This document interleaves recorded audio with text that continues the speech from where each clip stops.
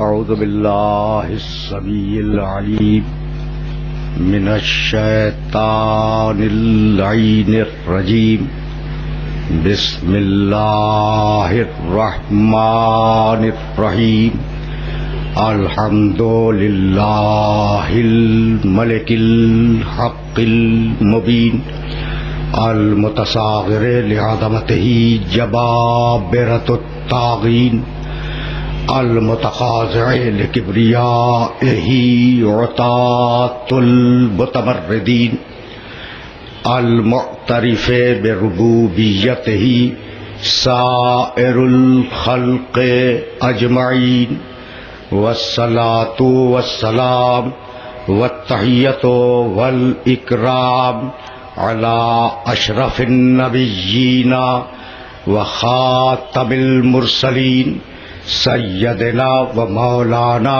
ابی القاسم محمد و اہل بیتہ الطیبین الطاہرین المعصومین المظلومین اما بعد فقد قال اللہ سبحانہ و تعالی فی محکم کتابہ المبین بسم اللہ الرحمن الرحیم قل ادعوا اللہ او ادعوا الرحمن ایما تدعوا فلہ الاسماء الحسنى ولا تجہر بصلاتک ولا تخافت بها وابتغ بین ذلک سبیلا وقل الحمد للہ الذی لم یتخذ ولدا وَلَمْ يَكُنْ لَهُ شَرِيكٌ فِي الْمُلْكِ وَلَمْ يَكُنْ لَهُ وَلِيٌّ مِّنَ الذُّلِّ وَكَبِّرْهُ تَكْبِيرًا صلوات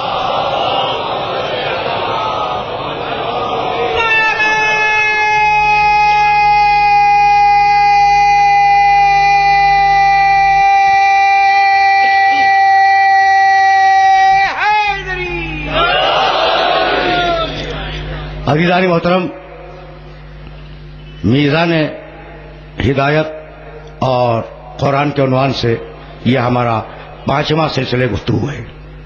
ہم نے مسلسل ان مجلسوں میں سورہ بنی اسرائیل کی آخری 2 آیتوں کی تلاوت کا شرف حاصل کیا۔ ان آیات میں پروردگار عالم نے یہ ارشاد فرمایا کہ قل، حبیب لوگوں سے کہہ دے، کیا کہہ دے کہ تم اللہ کہہ کے پکارو یا رحمان کہہ کے پکارو، ایما تدعو جس نام سے بھی پکارو، فلہ الاسماء الحسنی، سارے اچھے نام تو اسی کے ہیں نا، سارے اچھے نام اسی کے ہیں۔ اللہ کہو وہ بھی ٹھیک ہے، رحمان کہو وہ بھی ٹھیک ہے۔ اور حبیب لا تجہر بصلاتک، اپنی نماز کو انتہائی بلند آواز سے نہ پڑھ، ولا تخافت بہا، اور انتہائی آہستہ بھی نہ پڑھ، وابتغ بین ذلک سبیلا، تو ان دونوں کے درمیان ایک راستہ نکال لے کہ نماز نہ زیادہ بلند ہو نہ زیادہ آہستہ ہو۔ وقل الحمدللہ الذی لم یتخذ ولدا، اور حبیب کہہ دے کہ ساری تعریف اس اللہ کے لیے ہے جس نے اپنے لیے کوئی بیٹا منتخب نہیں کیا، ولم یکن لہ شریک فی الملک، اور اس کی حکومت میں اس کا کوئی شریک نہیں ہے، وَلَمْ يَكُنْ لَهُ وَلِيٌّ مِّنَ الذُّلِّ، وہ کمزور نہیں ہے کہ کسی مددگار کی مدد مانگے، وَكَبِّرْهُ تَكْبِيرًا، اور حبیب اپنے اللہ کی بڑائی کا اعلان کر دے جو حق ہے اعلان کرنے کا۔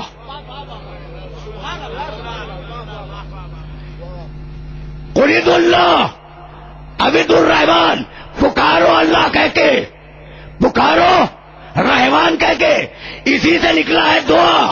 دعا کے معنی اللہ کو پکارنا، دعا کے معنی اللہ کو پکارنا، اللہ کو آواز دینا، اللہ سے مانگنا، اللہ سے طلب کرنا۔ اگر میرے سننے والے اس مرحلے پر رک جائیں تو میں ابراہیم کی ایک دعا انہیں ہدیہ کرتا جاؤں۔ ہزاروں مرتبہ کی سنی ہوئی آیت ہے، لیکن ذرا فلسفہ دعا دیکھو، آداب دعا دیکھو۔ وَإِذْ يَرْفَعُ سورہ بقرہ، دوسرا سورہ قرآن کا، وَإِذْ يَرْفَعُ إِبْرَاهِيمُ الْقَوَاعِدَ مِنَ الْبَيْتِ وَإِسْمَاعِيلُ رَبَّنَا تَقَبَّلْ مِنَّا إِنَّكَ أَنْتَ السَّمِيعُ الْعَلِيمُ رَبَّنَا وَاجْعَلْنَا مُسْلِمَيْنِ لَكَ ومن ذریتنا امة مسلمة لك وارنا مناسکنا وتب علینا انک انت التواب الرحیم ربنا وابعث فیہم رسولا منہم یتلو علیہم آیاتک ویعلمہم الکتاب والحکمہ ویزکیہم انک انت العزیز الحکیم. دعا کا فلسفہ دیکھو، دعا کے آداب دیکھو. یہ ابراہیم کی دعا ہے. ذرا آرام سے اس دعا کو سن لو، پھر میں تمہیں آداب دعا بتلاؤں گا. اس وقت کو یاد کرو جب باپ اور بیٹے ابراہیم و اسماعیل مل کر خانہ کعبہ کی دیواروں کو بلند کر رہے تھے اور یہ دعا مانگتے جا رہے تھے، ربنا تقبل منا انک انت السمیع العلیم. پروردگار ہمارے اس عمل کو قبول فرما، ہمارے اس عمل کو قبول کر لے. تو سننے والا بھی ہے، تو جاننے والا بھی ہے. ربنا وجعلنا مسلمان لک، ہم دونوں کو، باپ اور بیٹے کو اپنا مسلمان قرار دے. ومن ذریتنا امة مسلمة لک، اور ہماری نسل میں مسلمان امت چلتی رہے. ربنا، اب دوسری مرتبہ کہا ربنا. عجیب و غریب بڑھنے فکر ہے، جہاں اپنے سننے والوں کو روک رہا ہوں. یہ آیت دوسری مرتبہ ربنا آیا، ارنا مناسکنا. میرے مالک، میرے پروردگار، ہمیں ہمارے اعمال کی جزا اس دنیا میں دکھلا دے. وتب علینا، اور ہماری توبہ کو قبول فرما. انک انت التواب الرحیم، تو توبہ کو قبول کرنے والا اور رحم کرنے والا ہے. ربنا، اب تیسری مرتبہ ربنا آیا. ربنا وابعث فیہم رسولا منہم. پروردگار، یہ جو مسلمان نسل چلے ہماری ذریت میں، انہی میں ایک رسول کو مبعوث کر، اور اس رسول کا کام یہ ہوگا کہ وہ آیات کی تلاوت کرے گا، کتاب اور حکمت کی تعلیم دے گا، نفسوں کا تزکیہ کرے گا. انک انت العزیز الحکیم، تو ہی صاحب عزت ہے اور تو ہی صاحب حکمت ہے. 3 مرتبہ دعا کا ادب بتایا ابراہیم نے، 3 مرتبہ ربنا کہا. تو جب دعا مانگنے لگو تو درمیان دعا میں بار بار اللہ کو پکارو. یہ دعا کا ادب ہے، یہ دعا کا ادب ہے کہ بار بار اللہ کو پکارو. ربنا ربنا ربنا. اور دوسرا ادب دیا، بھائی عجیب و غریب ادب دیا. دیکھو، وَإِذْ يَرْفَعُ إِبْرَاهِيمُ الْقَوَاعِدَ مِنَ الْبَيْتِ وَإِسْمَاعِيلُ رَبَّنَا تَقَبَّلْ مِنَّا إِنَّكَ أَنْتَ السَّمِيعُ الْعَلِيمُ. تو سننے والا ہے، تو جاننے والا ہے، تو دیکھ رہا ہے کہ ہم کیا عمل انجام دے رہے ہیں. تو پروردگار ہمارے اس عمل کو قبول فرما. توجہ رکھنا. إِنَّكَ أَنْتَ السَّمِيعُ الْعَلِيمُ. ربنا وجعلنا مسلمین لک ومن ذریتنا مسلمة لک وارنا مناسکنا وتب علینا. توبہ قبول کر، انک انت التواب الرحیم. اس لیے کہ تو توبہ کو قبول کرنے والا ہے، تو رحمت نازل کرنے والا ہے. انہی میں رسول کو بھیج دے. انک انت العزیز الحکیم. سارا اقتدار تیرے پاس ہے، بھیجنے کی طاقت فقط تیرے پاس ہے. حکیم، ایسے کو بھیجے گا جو مزاج عادل لے کے آئے، مزاج حکمت لے کے آئے. تو ادب دیا ابراہیم نے کہ جیسی دعا ہو ویسا نام استعمال کرو. اگر مریض ہو تو شافی کہہ کے پکارو، اگر رزق آئیے تو رزاق کہہ کے بلاؤ.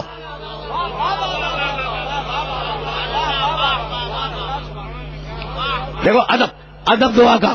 اب رکنا تو نہیں ہے تمہید کی ان منزلوں میں، لیکن ضروری ہے نا کہ ذرا سا میں قلید اللہ عبید الرحمان تمہیں روشناس کراتا جاؤں. بھائی بہت توجہ رکھنا. اگر اولاد کی تمنا ہے خالق کہہ کے پکارو، اگر رزق چاہیے رازق کہو، رزاق کہو، اگر مریض ہو شفا چاہتے ہو شافی کہو. تو جیسی دعا ہو اسی کی مناسبت سے نام آئے. یہ ابراہیم کا دیا ہوا ادب ہے دعا کے لیے. اب ایک جملہ اپنے سننے والوں کی خدمت درج کروں. دعا کب مانگی؟ کہ میری نسل میں رسول مبعوث کر 4000 برس پہلے، اور دعا قبول ہوئی 4000 برس بعد. تو اگر دعا کے قبول ہونے میں تاخیر ہو جائے تو مایوس ہونے کی ضرورت نہیں ہے.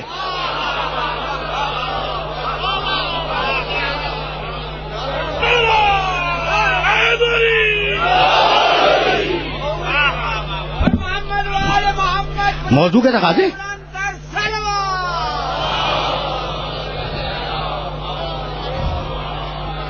مجھے رکنا نہیں ہے.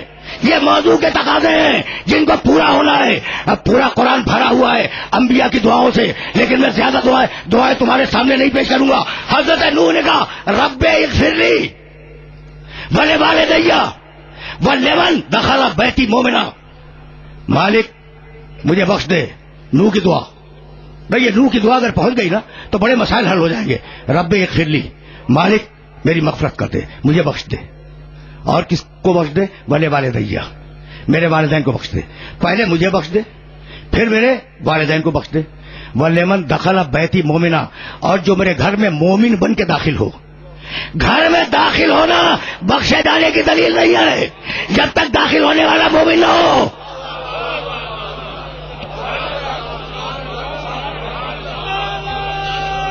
بھائی آیت ہے، آیت ہے اجی. رب اغفر لی وَلِوَالِدَيَّ لمن دخل بیتی مومنن، جو مومن بن کر میرے گھر میں داخل ہو اسے بھی بخش دے. پہلے اپنے بخشے جانے کی دعا، پھر والدین کے بخشے جانے کی دعا، پھر مومنین کے بخشے جانے کی دعا. کوئی اور ہوتا تو الٹ کے کہتا پروردگارا سارے مومنین کو بخش دے، پھر میرے والدین کو بخش دے، پھر مجھے بخش دے. یعنی اپنے آپ کو بعد میں رکھتا، مومنین کو پہلے رکھتا، والدین کو ان کے بعد رکھتا. ہے نہیں یہ مسئلہ؟ بھائی یہی کیا ابراہیم نے. ربنا اغفر لی، سورہ ابراہیم 14واں سورہ قرآن کا. ربنا اغفر لی ولوالدیّ وللمؤمنین یوم یقوم الحساب، پروردگار مجھے بخش دے، میرے والدین کو بخش دے، مومنین کو بخش دے. پہلے میں، پھر والدین، پھر مومنین.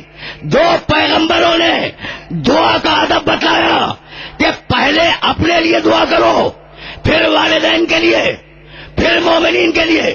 اس لیے کہ دعا ہے ایک قسم کی شفاعت. تو شفاعت وہ کرے جو پہلے خود تو بخشا جا چکا ہو. فکر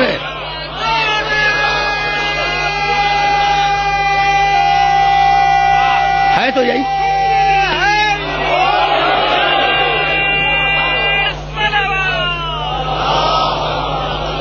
دیکھو دو پیغمبروں کی دعائیں، دو پیغمبروں کی دعائیں ہیں کہ پہلے مجھے بخش دے، پھر میرے والدین کو، پھر مومنین کو. بھائی شفاعت وہ کرے جو خود بخشا گیا ہو. بھائی یہی وجہ ہے کہ سوائے خاندان آل محمد کے شفاعت کا وعدہ کسی نے نہیں کیا.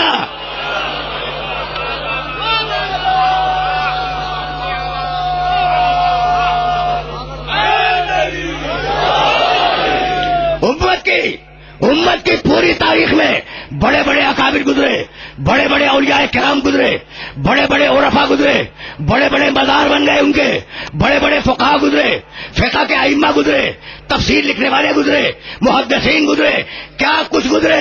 خدا کی قسم کھا کے کہہ رہا ہوں، خلفائے بنی عباس گزرے، خلفائے بنی امیہ گزرے، سلجوقی بادشاہ گزرے، ساسانی بادشاہ گزرے، آل عثمان کی حکومت گزر گئی. کسی بادشاہ نے، کسی صوفی نے، کسی محدث نے، کسی خلیفہ نے یہ دعویٰ نہیں کیا کہ ہم قیامت میں بخشوائیں گے. دعوت وہ کرے جسے اپنے بخشے جانے کا یقین ہو.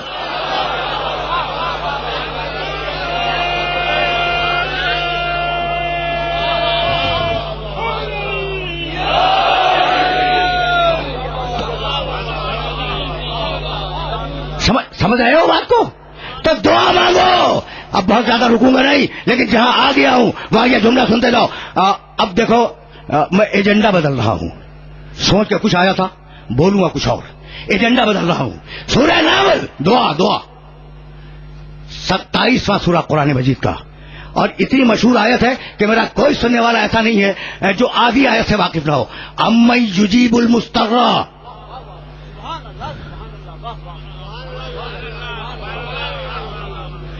امن یجیب المضطر اذا دعاہ ویکشف السوء ویجعلکم خلفاء الارض االہ مع اللہ قلیلا ما تذکرون. جاؤ میرے ترجمے پہ اعتبار نہ کرنا. سورہ نمل 27واں سورہ ہے، وہاں جا کر آئے مبارکہ کو دیکھ لینا، 62ویں آیت. اور عجیب و غریب میں رہے فکر ہے. امن یجیب المضطر اذا دعاہ ویکشف السوء، کیا اللہ کے علاوہ کوئی اور ہے؟ وہ کون ہے؟ وہ کون ہے کہ مضطر جب پکارے تو اس کی مشکل کو حل کرتا ہے؟ اور وہ کون ہے جو خلیفہ بناتا ہے اللہ کے علاوہ؟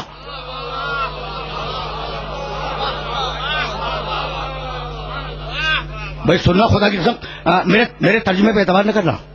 جاؤ مجلس کے اختتام کے بعد سورہ نمل میں اس آیت مبارکہ کو نکالنا اور نکالنے کے بعد ترجمہ دیکھنا. امن یجیب المضطر اذا دعاہ ویکشف السوء. کون ہے اللہ کے علاوہ کہ مضطر اسے پکارے اور وہ مضطر کی پریشانی کو حل کر دے؟ اور کون ہے اللہ کے سوا جو زمین پر خلیفہ بناتا ہے؟ الہ مع اللہ، کیا اللہ کے علاوہ کوئی اور بھی اللہ ہے؟ کیا اس کے ساتھ کوئی اور بھی اللہ ہے؟ قلیلا ما تذکرون، بہت کم غور و فکر کرنے کے عادی ہو. بھائی غور کرو اس آیت میں اللہ نے اپنے دو کام بتلائے. بیٹھ جائے بھائی، ان سے معذرت کریں. دیکھیے نعرے صلوات کے درمیان آپ تصویر لے رہے ہیں، کوئی حل نہیں ہے.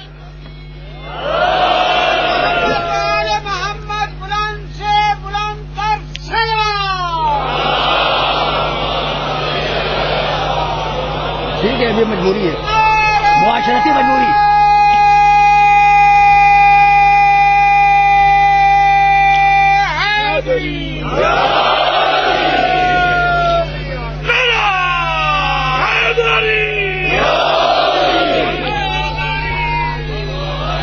میں دیکھو اب ذرا ایجنڈا بدل رہا ہے، اور ایجنڈا جان بوجھ کے بدل رہا ہے، جان بوجھ کے. امن یجیب المضطر، 27واں سورہ سورہ نمل. امن یجیب المضطر اذا دعاہ ویکشف السوء.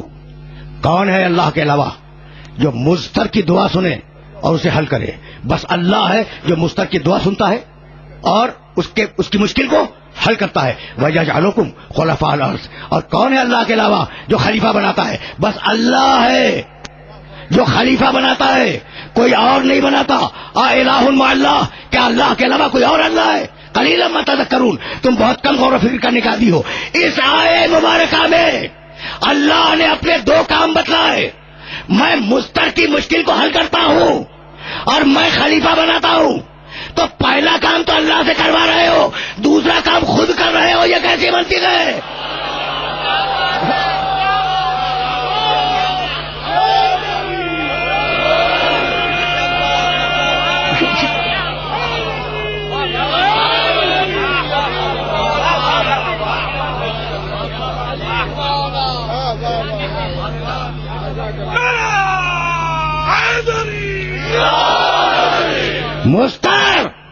مضطر جو پریشان ہو کے چیخ اٹھے، مضطر جو مصیبت میں چیخ اٹھے، مضطر کے معنی بتلا رہا ہوں میں.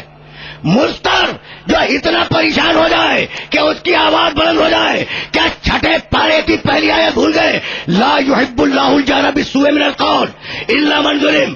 اللہ کو پسند نہیں ہے کہ اونچی اونچی باتیں کرو، مگر جس پر ظلم ہو جائے اسے حق ہے.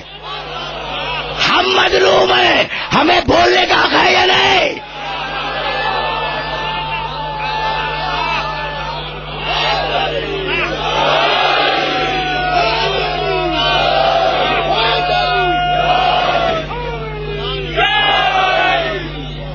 بھائی عجیب مرحلہ فکر ہے، عجیب مرحلہ فکر ہے. بہت مشکلوں سے اس مرحلے تک میں پہنچا ہوں. تو اللہ کو مظلوم کا رونا پیٹنا پسند ہے. تمہیں پسند نہ ہو تو میں کیا کروں؟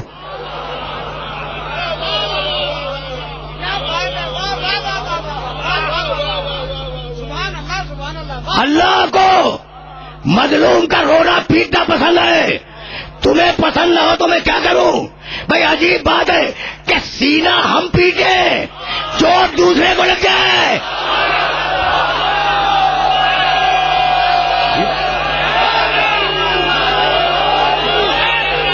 عجیب بات.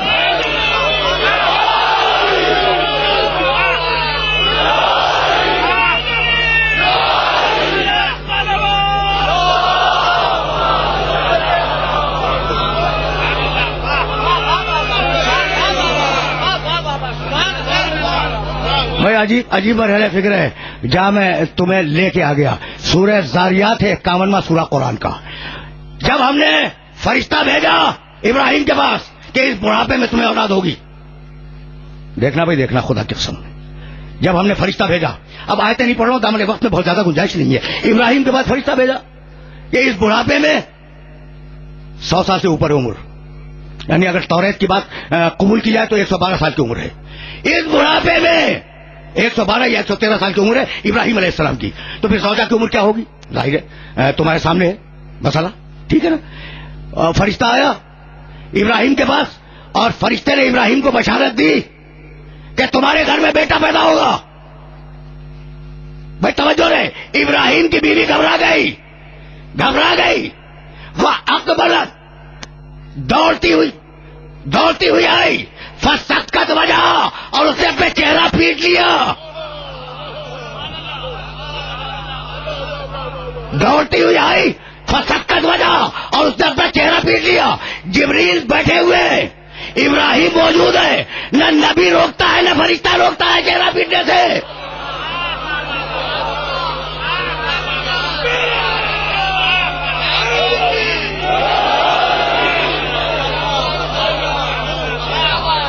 عجیب پڑ رہا ہے.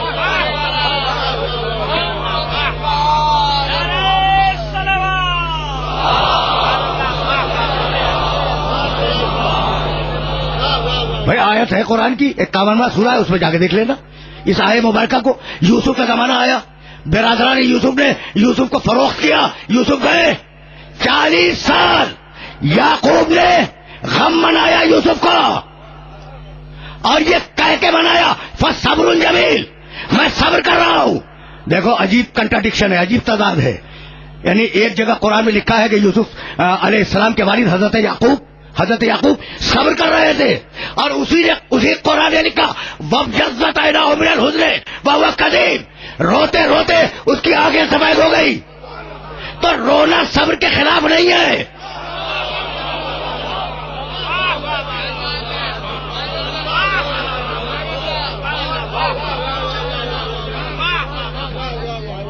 میں اتنے سارے حوالے دینے کا عادی نہیں ہوں، اور میں تو تقریر کرنے کا عادی ہوں، لیکن اب جب بات آ گئی ہے نا تو سنتے چلو. اب ذرا میں اپنے اسلوب گفتگو کو بدل رہا ہوں، ٹھیک؟ وَابْيَضَّتْ عَيْنَاهُ مِنَ الْحُزْنِ، کیا کہتے تھے؟ یا اسفا علی یوسفا، ہائے میرا یوسف. اس ہائے میں خود ماتم موجود ہے.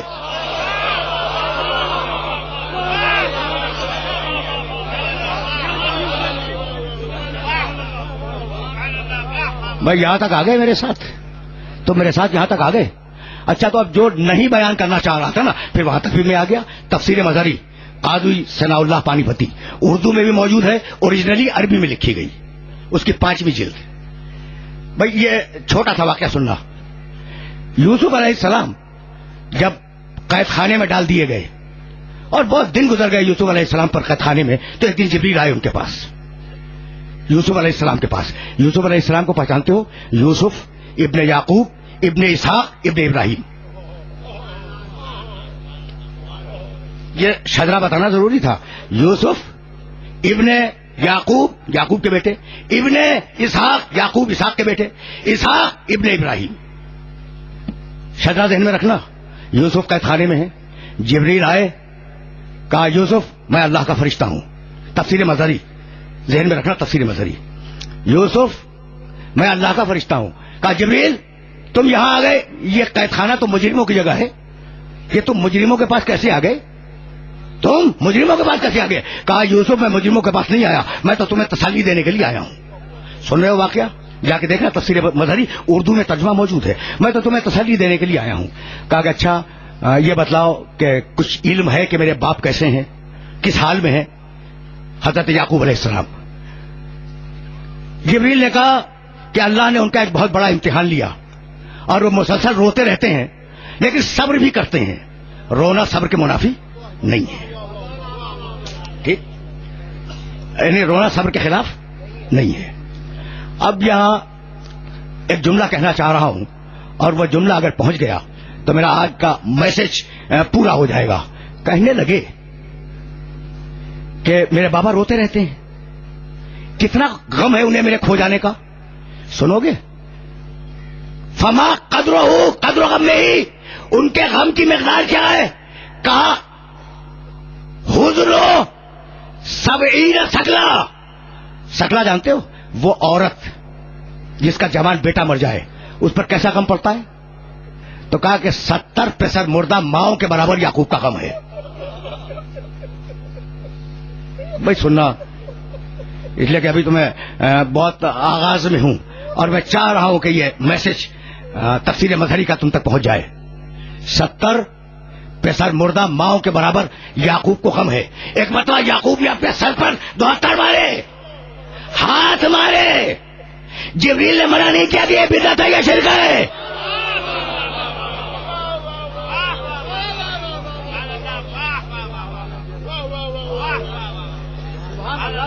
جبریل نے انہیں منع نہیں کیا کہ یہ جو ہاتھ مار رہے ہو اپنے سر پر, چہرے پہ ہاتھ مارنا ابراہیم کی زوجہ, سر پہ ماتم کرنا ابراہیم کا پوتا. اب تم سنت ابراہیمی پر عمل کرتے بھی ہو یا نہیں مجھے نہیں معلوم.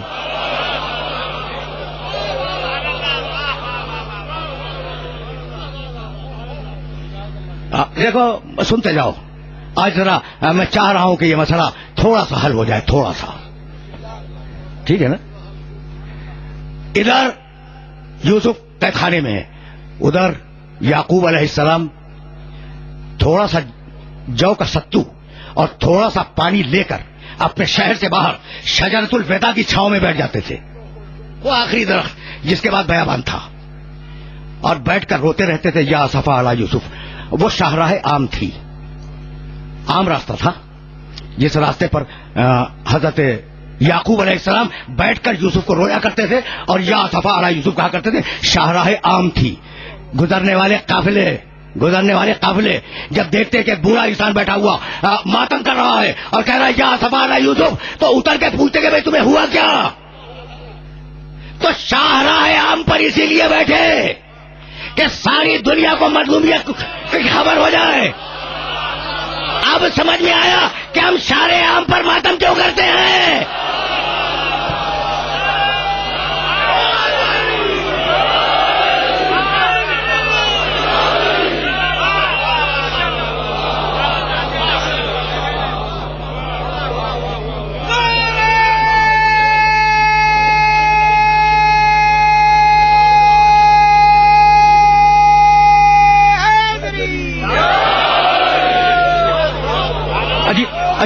عجیب مرحلہ ہے فکر ہے. تو وہ پوچھتے تھے کہ بھئی کیا ہوا, کہا میرا بیٹا گم ہو گیا. کبھی کیسے گم ہوا, کہا کہ اس کے بھائیوں نے اسے چھین کر کہیں فروخت کر دیا. کہا بھئی اس کے بھائی کون ہیں, یعنی آپ کے بیٹے. کہا یہ جو بیٹھے ہوئے ہیں. خدا کی قسم جاؤ دیکھو کہ یہ روایت ہے یا نہیں تفسیر مظہری میں. یہ جو بیٹھے ہوئے ہیں یعنی جہاں یعقوب علیہ السلام آ کر رویا کرتے تھے وہاں یعقوب علیہ السلام کے دوسرے بیٹے برادران یوسف وہ بیٹھے ہوا کرتے تھے. ایک دن میٹنگ کی کہ باپ ہمیں بدنام کرنے سے باز نہیں آتا تو اسے قتل کر دیں, باپ کو قتل کر دیں. ایک بیٹا آڑے آ گیا, کہا میرا باپ ہے میں اسے قتل ہونے نہیں دوں گا. تو کہا کہ اچھا کیا کرے, کہا چل کے بوڑھے باپ کو سمجھائیں. آئے سارے بیٹے اور کہنے لگے کہ بابا صبر کریں. کہا یوسف کو گم کر کے مجھے صبر کے معنی سمجھانے آئے ہو.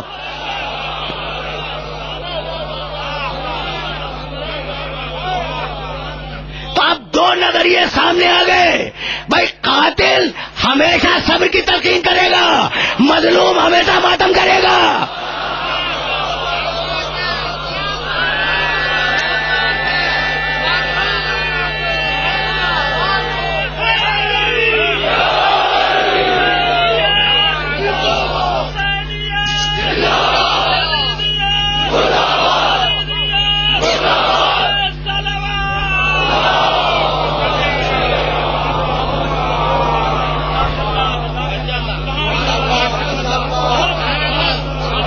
بھائی سننا یہ قبل اسلام کے 2 واقعے جنہیں قرآن نے کوٹ کیا. اور اب جاؤ صحیح بخاری اس کی شرح فتح الباری, اس فتح الباری میں کہ رسول پر ایک دن کوئی مصیبت آ گئی, فضرب فخذہ, انہوں نے زانو پہ ماتم کیا. اور جانتے ہو شارع نے کیا لکھا, فی ہے جواز علی ضرب الفخذ. چونکہ رسول نے کر دیا اس لیے جائز ہے.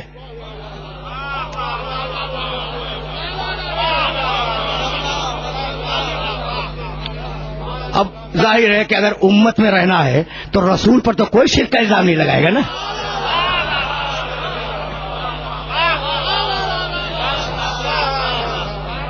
اگر امت میں رہنا ہے تو کسی کی مجال نہیں ہے کہ وہ رسول پر شرک کا یا بدعت کا الزام لگا سکے. تو سر پہ ماتم کیا، منہ پہ ماتم کیا، زانوؤں پہ ماتم کیا. اب میں کیسے اپنے سننے والوں کی خدمت درد کروں؟ معارج النبوت پہلی جلد، سیرت النبی دوسری جلد، ایک ایسا واقعہ پیش آیا کہ حضرت فاروق رضی اللہ تعالیٰ عنہ نے رسول کے سامنے چہرے پہ ماتم کیا. یلتم بجاؤ، بار بار چہرے کو پیٹتے رہے اور رسول اللہ سے گزارش کرتے رہے. کوئی واقعہ ہو گیا تھا تو چہرے پر ماتم کرنا یہ تو تمہارے بزرگوں کی بھی سنت ہے.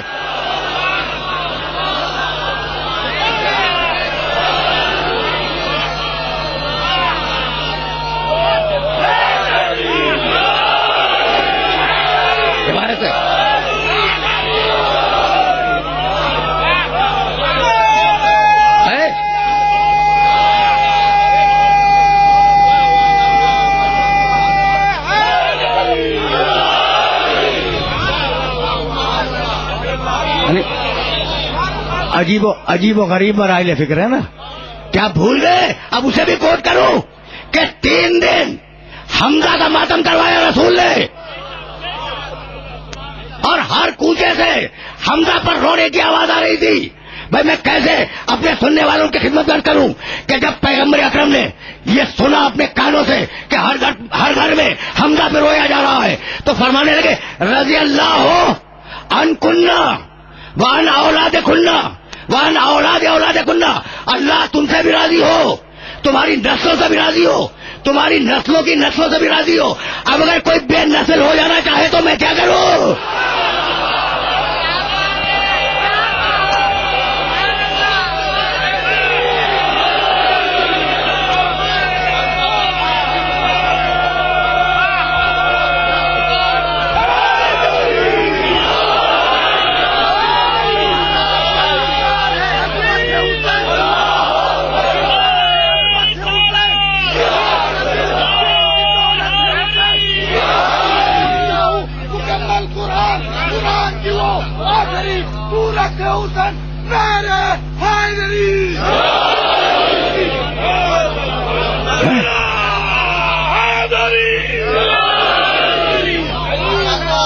میرے عزیزوں، میرے دوستوں، مجھے معاف کر دینا، میں کنٹروورشل باتوں پہ بولنے کا عادی نہیں ہوں، لیکن یہ مسئلہ کنٹروورشل نہیں ہے. جسے کنٹروورشل بنایا جا رہا ہے یہ مسئلہ کنٹروورشل نہیں ہے. جاؤ پھر دیکھو معارج النبوت کی پہلی جلد کے آخر میں نماز قائم تھی. پیغمبر اکرم کا وصال ہونے والا ہے، پیغمبر اکرم اس دنیا سے تشریف لے جانے والے ہیں. نماز قائم ہونے والی تھی، جماعتیں بن گئی تھیں.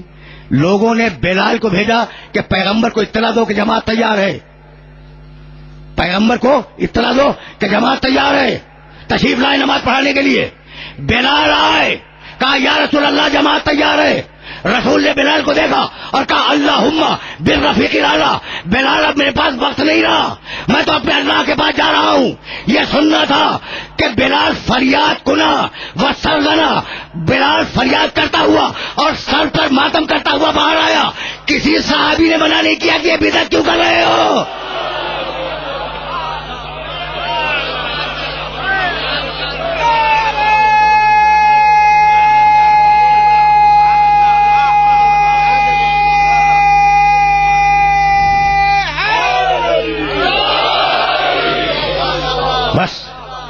بس میرے عزیزوں، میرے دوستوں، اب اس سے زیادہ اس موضوع پہ زحمت نہیں دوں گا، لیکن اگر کسی نے چیلنج کر دیا تو پھر بتلاؤں گا حوالے، پھر بتلاؤں گا.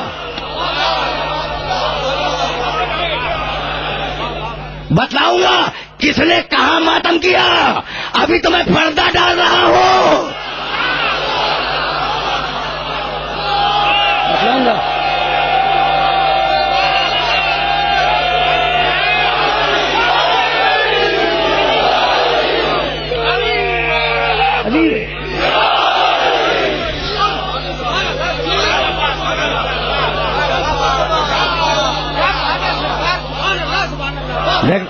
دیکھنا بھائی میری ایک نصیحت بھی سنتے جاؤ. تم بہت پڑھے لکھے لوگ ہو, تم شرافت انسانیت کے امین ہو, تمہارے پاس آل محمد کے کردار کی وراثت آئی ہے, تو اگر کوئی ایسی بات ہو جائے تو اس کو حق ہے اپنے عقیدے کے اعلان کا. ٹھیک, اگر کوئی ماتم کے خلاف بولے اسے حق ہے اپنے عقیدے کے اعلان کا, تمہیں احتجاج کی ضرورت نہیں ہے. بھائی اگر کوئی کہے کہ ماتم حرام ہے تو جواب جانتے ہو کیا ہے؟ اور زور سے ماتم کرو.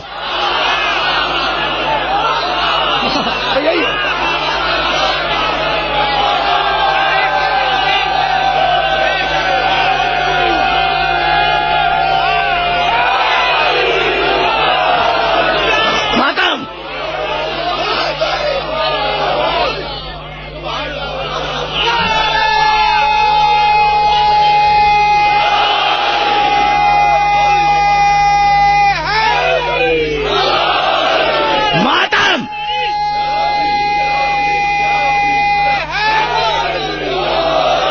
ماتم تمہاری پہچان ہے, ماتم تمہارا تشخص ہے, ماتم تمہاری زندگی ہے. بھائی عجیب بات ہے, کچھ سمجھ رہے ہو کہ صورتحال کیا ہے؟ خدا کی قسم نوجوان دوستوں سے کہہ رہا ہوں, ماتم کو کبھی فراموش نہ کرنا. جب تم ماتم کرتے ہو تو چوٹ یزید کے سینے پہ پڑتی ہے.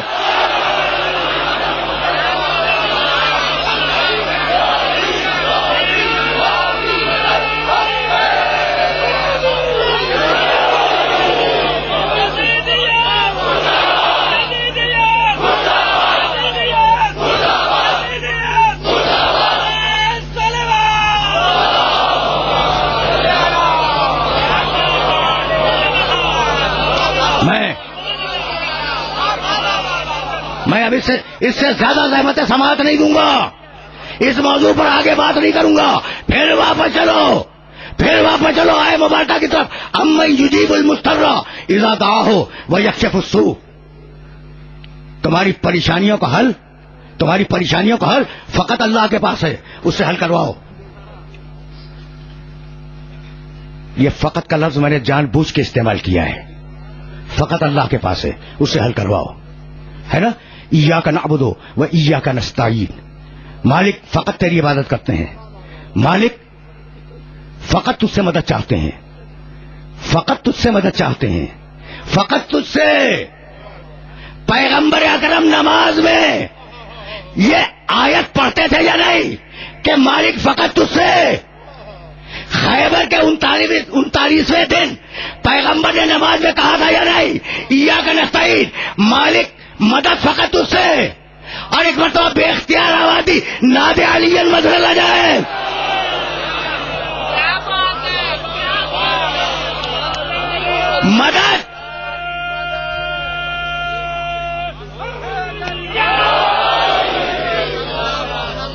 مدد مانگی اس سے, مدد کی اس نے.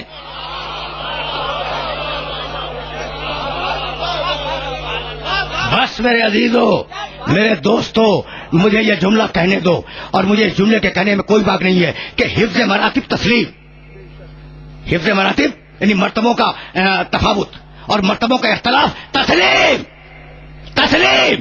مگر جیسا اللہ ویسا محمد, اور جیسا محمد ویسا علی. میں نے بڑی زحمت دے دی نا, بڑی زحمت دے دی, اور اب میرے پاس سامنے وقت میں بالکل گنجائش نہیں ہے. لیکن اب میں کیا کروں کہ پچھلی آیتوں کو ریلیٹ تو کرنا ہے. یوم لا یخزی اللہ النبی والذین آمنوا معہ نورہم یسعی بین ایدیہم وبایمانہم.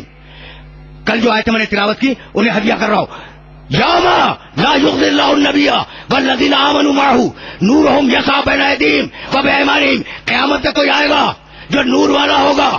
یوم یقول المنافقون والمنافقات, سورہ حدید, للذین آمنوا انظرونا نقتبس من نورکم, رک جاؤ تمہارے نور سے تھوڑا کام لے لیں. اس نے کہا ارجعوا وراءکم, پیچھے جاؤ, واپس جاؤ دنیا میں. والتمسوا نورا, اور جسے پیر بنایا تھا اس سے نور مانگو. دو آیتیں سورہ نور میں آواز دی. اللہ نور السماوات والارض مثل نورہ کمشکاۃ فیہا مصباح الضوء فی زجاجۃ الزجاجۃ کأنہا کوكب دري یوقد من شجرۃ مبارکۃ زیتونۃ لا شرقیۃ ولا غربیہ. यकादु ज़ैतुहा युज़ीउ वलौ लम तमससहु नारुन नूरुन अला नूर यहदिल्लाहु लिनूरिही मन यशाउ। अब फिर इसको मुकम्मल करो, अल्लाह नूर। सूरह शूरा वमा कुन्त तदरी मल किताब वलल ईमान वलाकिन जअलनाहु नूरा। हबीब, हमने किताब को भी नूर बनाया, कुरान नूर, अल्लाह नूर, कुरान नूर, और हमने ईमान को भी नूर बनाया। ठीक है ना? किताब नूर है, कुरान नूर है। व मिनन नासि मन युजादिलु फिल्लाहि बिगैरि इल्मिन वला हुदन वला किताबिन मुनीर। ये कुरान नूर बांटने वाली किताब है, तो जो नूर बांट रही हो वो खुद नूर नहीं होगी। बहुत साहिबान फिक्र तशरीफ फरमाए ना मेरे सामने, साहिबान फिक्र तशरीफ फरमाए। भाई ये मुनीर के लफ्ज़ को ज़हन में रखना। व मिनन नासि मन युजादिलु फिल्लाहि बिगैरि इल्मिन वला हुदन वला किताबिन मुनीर। कुरान नूर बांटने वाली किताब है, तो क्या खुद नूर नहीं होगी? और अब सूरह अहज़ाब, ये सूरह लुक़मान की आयत थी, और अब सूरह अहज़ाब, या अय्युहन नबी इन्ना अर्सलनाका शाहिदन व मुबश्शिरन व नज़ीरन व दाइयन इलल्लाहि बिइज़्निही व सिराजन मुनीरा। कुरान किताब मुनीर, मोहम्मद सिराज मुनीर, नूर बांटने वाला। क्या भूल गए इस आयत को कि जो नूर बांट रहा हो वो पहले खुद भी तो नूर होगा ना?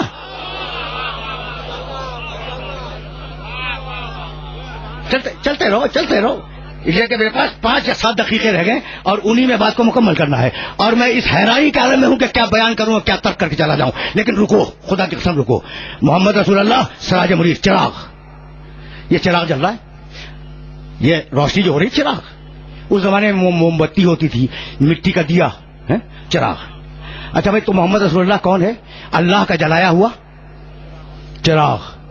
अंधेरे में बैठे थे हम और आप, अंधेरे में बैठे थे, किसी ने आगे चिराग रोशन कर दिया, तो अहले बैत में रोशनी आ गई या नहीं? तो चिराग का काम है रोशन करना। चिराग का काम ये नहीं है कि दूसरे को भी चिराग बना दे। तुम रोशनी में तो आ गए, तुम रोशनी में तो आ गए भाई, तवज्जो रहे, लेकिन चिराग तुम जैसा नहीं, तुम चिराग जैसे नहीं। भाई अजीब बात ये कि जाओ कि भाई चिराग जल रहा है तो अपनी उंगली रख दो कि हम भी जलने लगे, रोशनी देने लगे। रहमत होने के बावजूद जला देगा, रहमत होने के बावजूद जला देगा कि तुम अपनी हद से बड़े हो।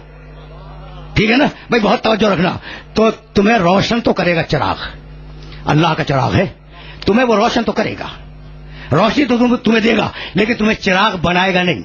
अगर जाओगे उंगली रखने तो तुम्हें जला देगा रहमत होने के बावजूद, लेकिन अगर कोई चिराग उससे मुत्तसिल कर दो तो वो जल जाएगा या नहीं? तो चिराग से चिराग जलता है।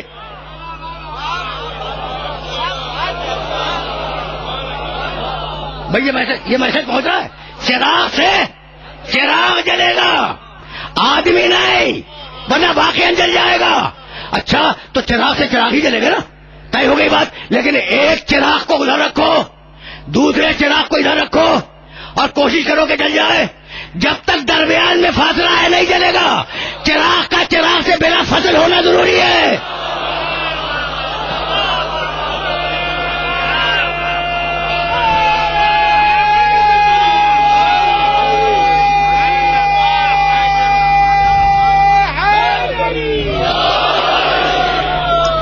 बस मेरे अजीजों, बस मेरे अजीजों, मेरे दोस्तों, अब दामन वक्त में वाकई गुंजाइश नहीं है और अब गुफ्तगू को इस मंजिल पर रोक रहा हूं। अगर यह जुमला पहुंच जाए, अगर यह जुमला पहुंच जाए, यानी अल्लाह के काम निराले हैं। तुमने कभी सोचा इस बात को कि मूसा अलैहिस्सलाम बच्चे थे और उनके सामने अंगारा और याकूत रखा गया, अंगारा उठा के खा लिया था और हाथ जल गया, जबान जल गई। ठीक है ना, ये तो सुना होगा तुमने। क्यों? इसलिए कि नबूवत को बचाना था। तो अजीब काम है उसके कि कभी नबूवत को बचाने के लिए आग को आग रहने दे और कभी नबूवत को बचाने के लिए आग को गुलजार बना दे।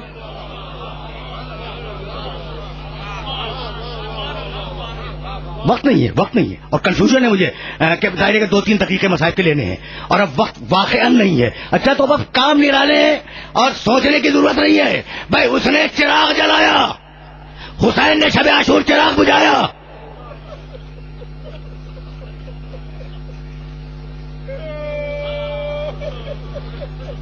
زیادہ زحمت نہیں دوں گا,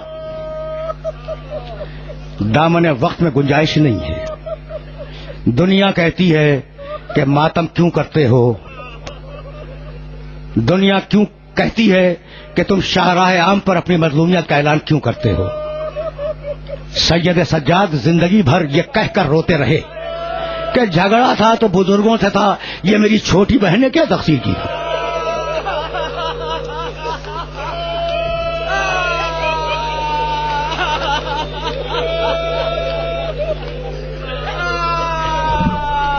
چھوٹے چھوٹے بچے بھی تہے تیغ کر دیے گئے کربلا کے میدان میں. اب میں کیسے اپنے سننے والوں کی خدمت پیش کروں. ایک ہی جملہ کہوں گا اور گفتگو تمام ہو جائے گی. آج طویل مصائب نہیں پڑھوں گا. حسین پشت ذوالجناح سے زمین پہ آئے. بس 2 جملے سنو, مجھے اجازت دے دو. پشت ذوالجناح سے زمین پر آئے. حسین زخموں سے جھوم رہے تھے کہ اتنے میں قاتل نے تلوار نکالی, حسین کو شہید کرنا چاہا. جب شور ہوا تو حسن کا دوسرا بیٹا عبداللہ ابن حسن, تم نے گریہ کیا, مجلس تمام ہو گئی. وہ چھوٹا بچہ حسن کا وہ بھاگتا ہوا اپنے چچا کے پاس آیا. تلوار اٹھ چکی تھی, اتنا چھوٹا بچہ تھا کہ اسے یہ معلوم نہیں تھا کہ تلوار ہاتھ پہ نہیں روکی جاتی. قاتل نے حسین پہ تلوار اٹھائی, بچے نے دونوں ہاتھ آگے کر دیے, بچے کے دونوں ہاتھ کٹ گئے. بچہ چیخا ماں ہو چچا میری مدد کیجیے. حسین نے آنکھیں کھولی, کہا بیٹے تم آ گئے, تمہارا انتظار تھا. یہ کہہ کر حسین نے چھوٹے بچے کو اپنی گود میں لے لیا. اب قاتل چاہتا ہے کہ بچے کو شہید کرے, لیکن حسین کی گود میں بچہ چھپا ہوا ہے. سنو گے کہ کیسے قتل کیا گیا؟ وہی طریقہ اختیار کیا جو ہرملا نے اصغر کے لیے کیا تھا. تیر کمان میں جوڑا, بچے کے گلے کا نشانہ لیا. آخری جملہ جو جملہ اصغر کے لیے ہے وہی جملہ عبداللہ کے لیے ہے کہ تیر گلے پہ لگا, بچہ امام کے ہاتھوں میں منقلب ہو.